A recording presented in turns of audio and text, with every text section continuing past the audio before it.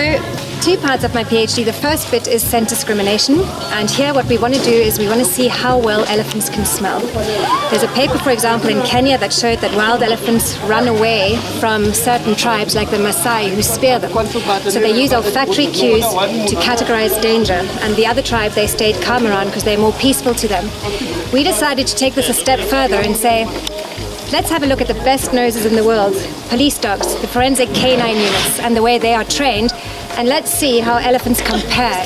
So this here is a scent lineup method where people wear cloths for 5 to 10 minutes. We put them in a jar. The elephant starts at the beginning, gets a target jar, and then has to find the matching scent in this lineup. We've written this up now and submitted it to a scientific journal. The elephants did exceedingly well, not only differentiating between 9 different humans in any one lineup, but also between 3 generations, mother, daughter, and grandmother. They learned extremely fast, and they remembered smells very well. There was this question on how do elephants avoid landmines? Can they smell TNT? We've shown here with these elephants through Ash's work that they indeed can do that. Other questions are arising. Can elephants track poachers, for example? We're working on that to see how well they can follow a scent trail. They have double the olfactory receptor genes than dogs do.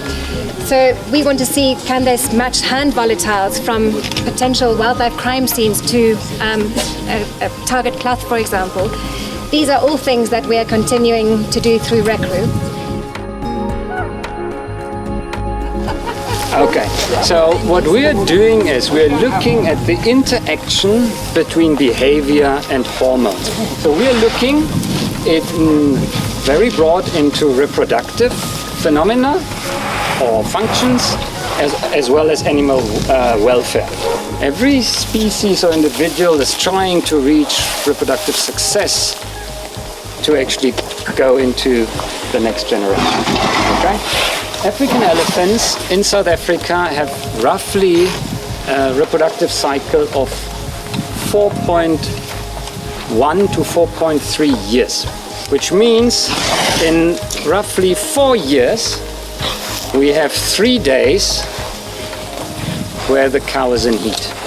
And that's why the elephants or the bulls doing what they do. They shoot up, and we could prove that, they shoot up their testosterone levels.